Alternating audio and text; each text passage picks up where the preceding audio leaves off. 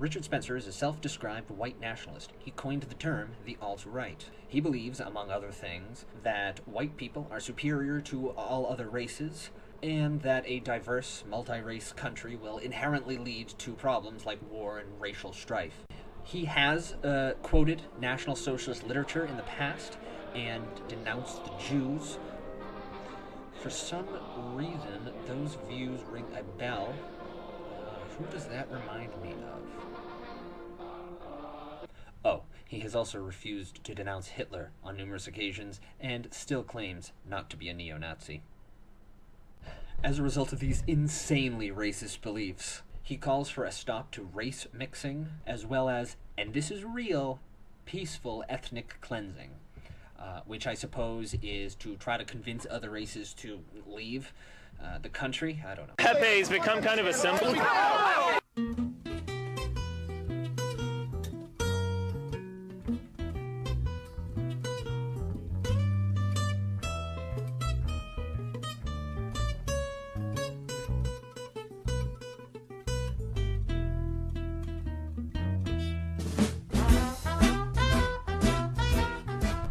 Okay, that was a delicious video. Let's watch it again. Symbol. And again. Symbol.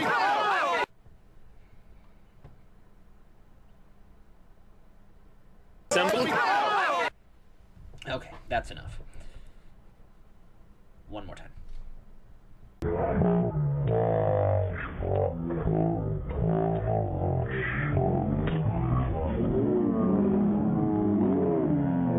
That was so satisfying for some reason, wasn't it? There was something so viscerally satisfying about seeing such a vile prick get slugged in his smelly Nazi face. If you need a little backstory, recently in the news, Richard Spencer got clocked in his greasy face during protests at Donald Trump's inauguration. This was, of course, during the chaos of rioting that was sparked during these protests, largely due to an insurgency of a violent communist group calls themselves Antifa, which means anti-fascism or something, I don't know. No one is shedding a tear for this retrobate. Nazi suffering does not move me in the slightest. The world would probably be better if he died tomorrow. So this must be a feel-good story of triumph over an evil ideology, right? Well, no. Like anything else, this story is a bit more complicated than that. Sure, any sane person who has advanced beyond the second grade knows that anyone who espouses the views that Spencer does are scum, and their views are both evil and worthless. But anyone who has fulfilled their civics requirement in high school knows that... What was that? Civics is no longer a requirement in high school? What the fuck are they teaching? If you study philosophy or United States government, then you know why freedom of speech is so valuable. Just to be clear, I don't believe that his speech is even remotely equally as valuable as other people's speech. But freedom of speech is absolute for a number of different reasons. 1. Violence against any speech, evil or not, is wrong. Silencing someone's views through physical force is one of the defining characteristics of fascism. If you claim to be fighting fascism with fascism, then you are soaked in irony and part of the problem. But if we forget the fact that it's wrong for a second, we decide that it's okay to persecute a otherwise peaceful Nazi, then we need to figure out how we know if a person is a Nazi. That way we can be sure of who we are and are not allowed to deck in the head. We need to figure out how we know that a person is a Nazi.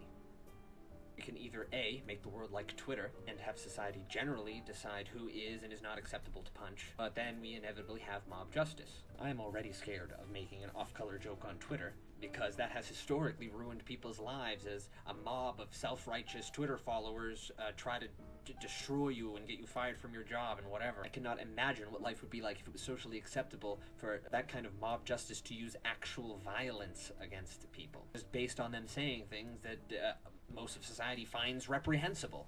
The obvious other solution would be to have a government panel, some other central body decide which speech is and is not acceptable to use.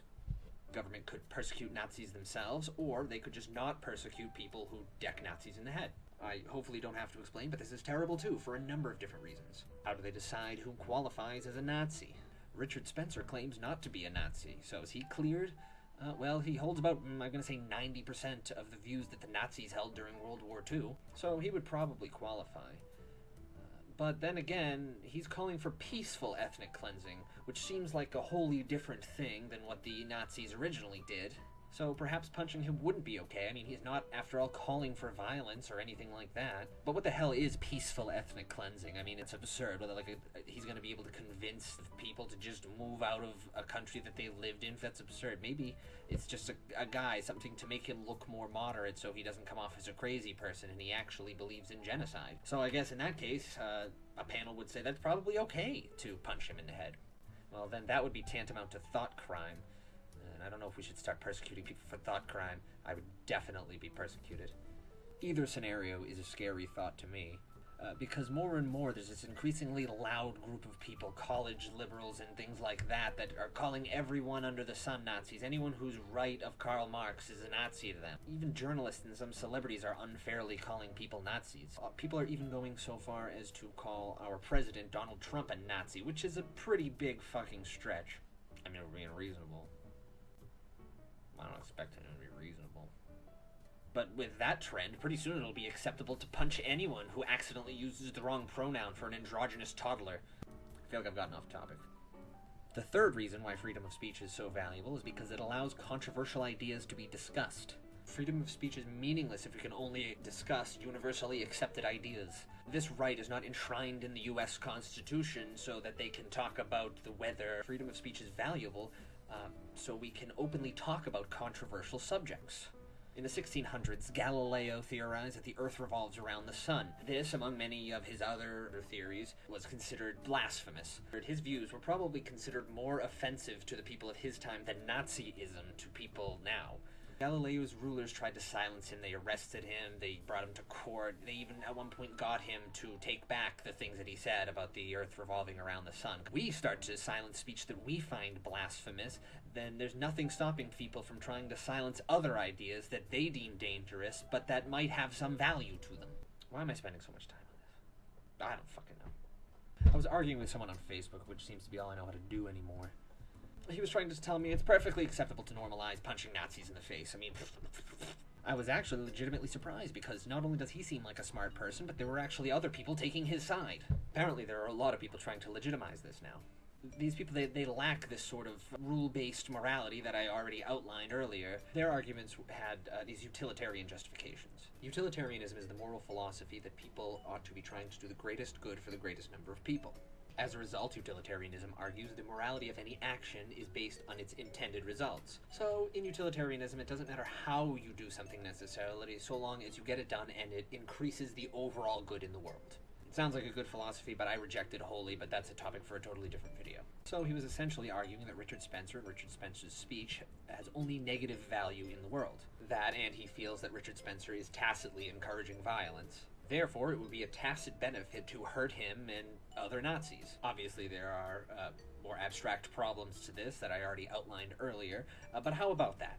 Are individual rights secondary to the greater good? I certainly don't believe that, but I think it's probably a popular philosophy among other people my age. Maybe punching this Nazi was a good thing for the world, even if we violated simple moral principles. As we continue to argue about punching Richard Spencer versus not punching Richard Spencer, he brought up Milo Yiannopoulos. For those of you who don't know who Milo Yiannopoulos is, he is a conservative journalist and provocateur who tours college campuses giving speeches about conservative issues and things like that. Anyway, he was trying to argue with me that Milo Yiannopoulos promotes violence against the LGBT community. I knew this wasn't true, so I asked him, what the hell are you talking about? So he sent me an article that said that Milo Yiannopoulos said that people should make fun of transsexuals so as not to normalize their behavior. While I see this as a stupid and ineffective view to have, that's not the same as calling for violence. That didn't matter to the person that I was arguing with. He said that making that statement will inevitably mobilize violence against the LGBT community. So, as a result, it's acceptable to use violence against Milo for his views. Now, I tried to tell him that he's promoting violence, which is an affront to free speech. And I told him that he's a fascist, who is spreading ideas that will lead to a slippery slope of violence against all kinds of opinions. He told me that I'm being dramatic. The argument ended the way most internet fights do, with nothing changing and both of us moving on our merry path. Guess what the fuck happened 2 weeks later? Milo Yiannopoulos, who is on tour going from college campus to college campus, giving speeches about politics and culture and being outrageous. He was scheduled to speak at UC Berkeley when the protests that always turn up at his speeches, because college, they turned violent. It turned into a huge riot. Things were on fire, property was being destroyed, people were attacked and maced, they were tearing down barricades trying to get into the building, and Milo had to be evacuated from the campus for his own safety, and the event was canceled. Before this, I was coming to terms with the fact that a person who has not studied history or philosophy might reasonably see nothing wrong with punching a neo-Nazi. But now it's just provocative conservatives who are being threatened with violence. Milo does not have any views that are wildly out of the mainstream for conservative thought, or he presents his ideas in a much more provocative way. After violent riots like this, you expect a bunch of savages on Twitter to be like, yeah, fuck Milo. But you actually had celebrities giving legitimacy to these riots, saying that, you know, resistance works, keep up the fight, you know. Even the media largely refused to condemn these violent riots, which is what they were. Hate to say I told you so. Even still, did these acts of violence promote the greater good according to these people? Not even close. After Richard Spencer was punched in the face, his notoriety skyrocketed. People wrote article after article, saying what he believes and saying did he or didn't he deserve to get punched in the face. In fact, one of the reasons he's so notable in the first place is because he was deported from Hungary and as a result banned from 26 different countries. If he was never recognized and persecuted for his views in the first place, he would probably have no influence. Punching him in the face is in its own way legitimizing him. What you are saying when you punch a Nazi in the face is that I would rather slug you in the face than prove you wrong through debate. It didn't help either that the person who punched him in the face was an actual legitimate cuckold. Which, not to get too into it, is an insult that the alt-right likes to throw around at people who disagree with them. Milo, on the other hand, I agree with Milo on a number of different issues. But if you want to rebuke him, it's not the best idea to violently attack his supporters and light fires and destroy other people's property and riot generally. Leftists and celebrities are saying things like, resistance works, keep it up. All the while, Milo's book shot up to #1 on Amazon Books. It's not even out yet, and everyone and their mothers is Googling Milo's name. No matter which way you slice it, using violence to combat bad opinions is wrong. Whether it's because the action is inherently wrong, or because the result is bad. When I was growing up in high school, it was almost annoying hearing liberals talk about the freedom of speech. Blah, blah, blah. Yes, I get it. Freedom of speech is good. Now I am talking to many of these same liberals who don't see anything wrong with punching Richard Spencer in the face, or attacking people and destroying property to shut down the speech of an outrageous gay conservative. The best way to combat bad ideas is to debate them. Fight free speech with free speech. Even if you're unable to convince Richard Spencer himself that he's an idiot, any onlookers will see you make his ideas look stupid. It is far better to do this than force these bad beliefs underground with threats of violence. So he and all of his followers can sit and stew in their echo chambers, never being able to hear dissent because they can no longer express their stupid ideas for people to say how stupid they are. And they'll just sit down there stewing in their echo chambers, getting more and more recruits to just stew in their echo chambers for years and years and years. I hate Nazis, but the only thing that I hate more than Nazis is being one of the few people that has to defend free speech of Nazis. Great video, Tom. Good job. First video, defend a Nazi. Great. All right, let's do this.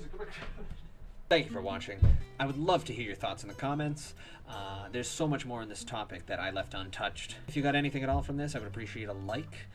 And if you want to hear more from me, or especially if you don't, hit the subscribe button below. This is the Hermit signing out.